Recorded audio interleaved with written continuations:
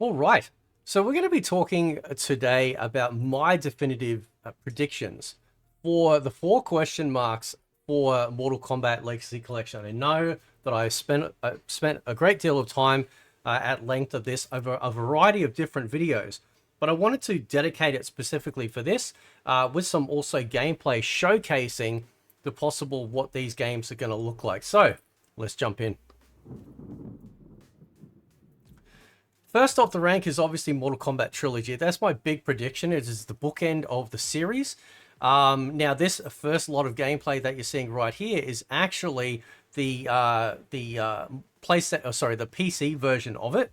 Not the PlayStation. We actually don't have any PlayStation or Saturn versions in my prediction at all. The PC version, I will stand by this 100%, and that is because it has no load times for Shang Tsung. It is the most superior version of Mortal Kombat Trilogy you can get out there. Okay, so it is an absolutely fantastic version that we should have in the game. I dedicated a whole video previously talking about why this should be the definitive version in there. Now, as far as like possible upgrades and things like that for graphics, I don't know. I don't really need them. One thing I have noticed though, if I go from say Ultimate MK3 to Mortal Kombat Trilogy, I do notice, and I don't know why, maybe I am wrong on this, but it seems like the sprites are slightly smaller than what we got in the actual arcade release of Ultimate MK3. So, again, I could be wrong. Somebody please check me on that.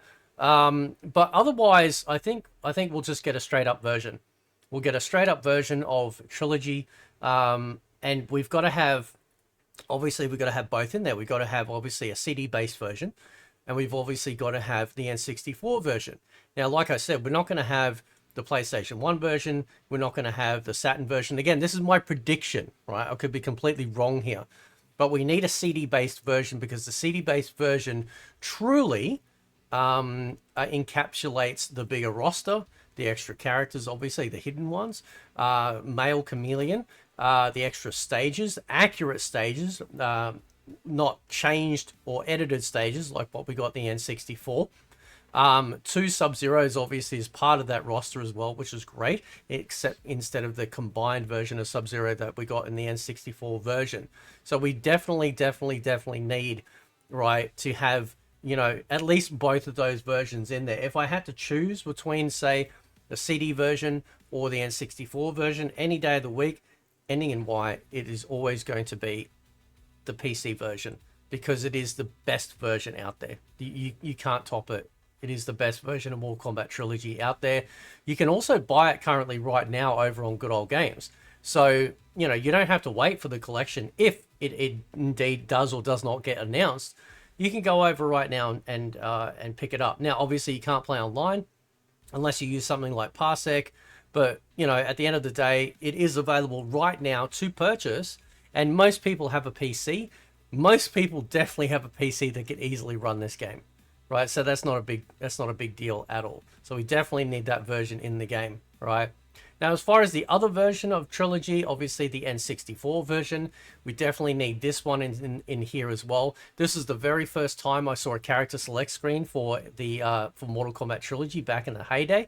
This was the very first screen here. It's an amazing character select screen, even though it is limited in the actual characters that are available. There's no bosses on the character select screen that you can see. It's obviously, we're only running with one Sub-Zero, which is, I'm going to show the gameplay right here, which is all of Sub-Zero's moves, both from unmasked and masked versions, which is kind of neat. Like, it's cool in its own way. I believe it also has, now I didn't own this version, but I believe it's also got, yeah, the 3-on-3 combat. So that's fine as well. And we definitely need to have this in here as well, because it is a cartridge-based system. Very easy to emulate. It's not a big deal whatsoever. So I really think that they should put, you know, this version in there as well, because I think both will be great. It'll be both to have both versions in there, which satisfies essentially both camps of either the CD-based users or the cartridge-based users back for MK Trilogy. Because you got to remember, we didn't have the PC version back then. I think the PC version came later. I could be wrong. But we definitely had the PlayStation 1 version out there, right? So we had Saturn with Ultimate MK3, then we got the PlayStation 1 version and the N64 version of Trilogy. And I remember the arguments between me and my mates about, you know, why should we choose one version over the other? And despite the loading times, I will always take the PlayStation 1 version over the N64 one. But you got to give it to them. With Nintendo, with the N64 version, it didn't have, like I said, the entire roster. It was missing some characters from the PlayStation 1 version, but it had no load, right? So obviously the issue with Shang Tsung wasn't a problem, of course. Also, from what I was noticing too, that there are actual added in combos that were only exclusive to the N64 version over the PlayStation 1 version, and perhaps they did that because this version was essentially cut down due to limited space versus the CD. Now, of course, also the thing too, it doesn't have as good a sound as obviously a CD-based system, but it's fine. You know, it is what it is. And obviously, we're not getting a remake here or a remaster. I mean, shit. If we do, I tell you what, that'd be insane, right? And then, of course, what do you do? Which one do you remaster, the CD-based version or the N64? Arguably, I'd love to have both remastered if that was ever a day that they were talking about this kind of thing. Because, again, you satisfy both camps, okay? And I know a lot of people have a lot of fond memories with the N64 version, but there are some, you know, differences between the two. But you got to have both in there, man. You got to have both of these versions in a collection such as this, because Trilogy is the bookend. It is the bookend to the 2D era, right? Now, the other one too, obviously, is Mortal Kombat Gold, right? So with MK Gold, it is essentially the pinnacle of MK4. We get the additional characters with Cyrax, Mileena, Kitana, Kung Lao, and Baraka, as well as the two or three hidden characters. We know we got Sector in there. We know we got Noob in there. I think Goro might still be playable. And it feels very much like what MK3 was to Ultimate MK3. MK4, MK Gold felt like, yeah, we're just going to add you this extra, you know, and it really, to be honest, it really rounded out the game. It really did, right? Those extra, like, additional characters really made the roster feel, to me personally, a lot more complete than what it was in MK4. Now, I will say this, right? One of the downsides that I wasn't particularly happy about with MK4 and Gold in general was having a playable boss. Being able to access Shinnok was not very good. I didn't like the fact that we could access Shinnok, you know, straight off the roster. That's never been done in an MK game before. Obviously outside of Trilogy, but Trilogy was like the party game. Hey, we're going to just give you everything and have some fun with it, right? But MK Gold did very well. Like, it was well received. And I think that if we had, say, MK Gold instead of MK4 on a release, you know, when it first came out, I think it probably would have done a lot better, right? But despite that, we now know, obviously, we're getting MK4 arcade version in the collection. But to round it out, to get us the home port, the best home port of Mortal Kombat 4 is MK Gold. Now, you might say, well, what about the PC version? Yeah, PC version's not bad. But in comparison, MK Gold is the definitive version of not an MK4, but also, as far as, I mean, again, I have to do a side-by-side comparison, but I'm pretty sure MK Gold pips the PC version of MK4 at the post. Could be wrong. Somebody can let me know in the chat.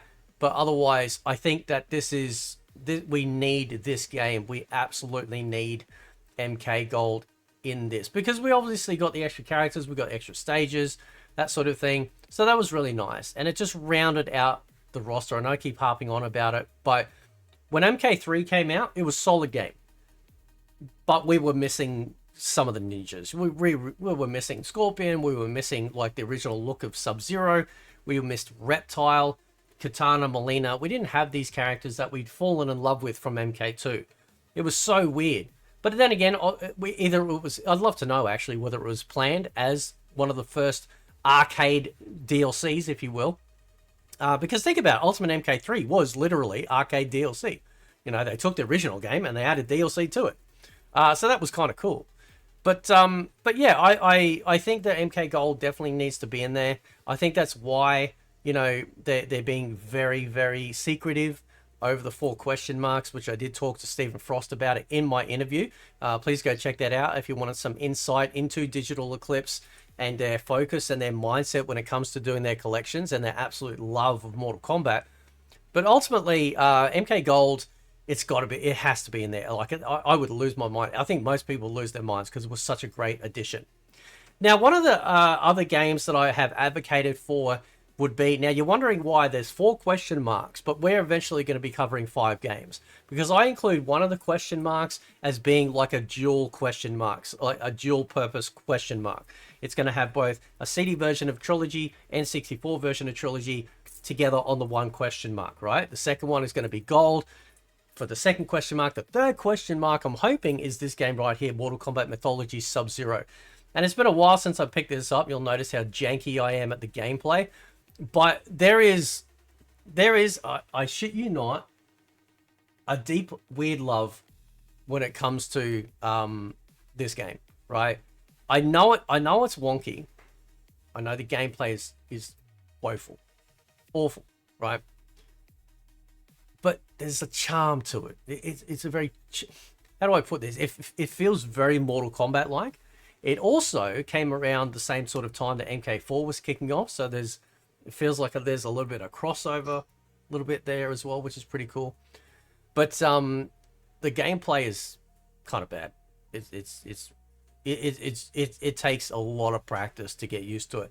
Now, obviously, in this game, you can upgrade your character to Sub-Zero. You get access to new special moves, things like that. And as that goes on, it actually makes the game a lot more enjoyable, because you have access to all the special moves and things like that. It's also like a RPG light type of system here, where you can obviously access herbs and potions to obviously increase your health and also the magic that you use as well. But it is kind of charming. Now, one of the best things about this particular game is the music. The music in Mortal Kombat Mythologies Sub-Zero is second to none. It is so good. They have done an absolutely stellar job with this soundtrack. If anyone has listened to this, you'll know what I'm talking about. Now, you might ask the question, which version will we get? PlayStation 1 and 64. 100% the PlayStation 1. We got full motion videos in the PlayStation 1 that were never in the N64 version, unless they were modded back in, later on with some sort of ROM hack perhaps. But the PlayStation 1 version is the superior version, and it absolutely should be included. Again, it is part of the arc of all the legacy games coming together, because this also plays in a 2D fashion, and it had just rounded out. You know what I mean? It had just rounded out, and I think that'd be absolutely stellar, to have it in there. Give people the opportunity that never played this version before, or this game at all, to give it a go. I know it's going to be frustrating for some people, but for me, I would clock it again. And if anyone doesn't know what clocking means, it means that you would, what we used to say when we used to finish a game, right? But it was very cool. It was a very cool game, and I really hope it's in there. Now, lastly, Mortal Kombat Special Forces, which was absolutely, it is like the person you never invite to the family gatherings. And you'll see why. Like, the gameplay is pretty janky. I'm sitting there wailing on these bad guys, just not feeling like I'm really getting anywhere. It's not very inspiring, but it is a Mortal Kombat game, and it should be in there, right? It absolutely should be in there. Now, obviously, down the track, if they decide to release extra DLC for MK Legacy Collection, releasing further versions, I am going to be doing a series about all the missing Mortal Kombat games that either haven't been announced or definitely have not been included. That's going to show up in a future series in the next couple of weeks, give or take. But this one should be in there. I know it's bad.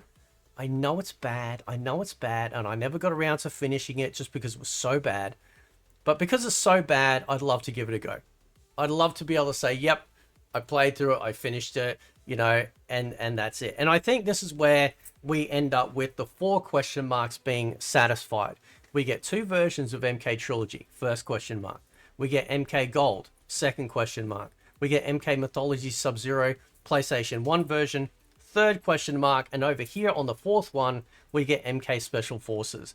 That pretty much rounds out the entire Mortal Kombat catalog in terms of like having the best versions from every system of every game that came out in the 2D era. Now you might say, Fate, this is a 3D type fighter. It's like a, you know, it's like a Fighting Force type game, if anyone remembers that. And that's true, it is, but it's not a 3D era game. It doesn't fit with the 3D era that came out, you know, when Deadly Alliance first came out. Which is why, obviously, as explained too by Stephen Frost, why they added in the Game Boy Advance versions of Deadly Alliance, both versions with that and Tournament Edition into the collection. It's not so much about it being 3D; it's about it more so the look, the style of it, right? Because this is very, very PS1 era gaming, like the polygons, the texture work, all that sort of stuff. It's all very much in that same vein. And that's why I think that, you know, as well, I hope anyway, as a prediction, that this version ends up being in there. So I'll leave it there. Let me know what you guys think of my definitive prediction for the Mortal Kombat Legacy Collection, the final four, which is what I'm going to call it.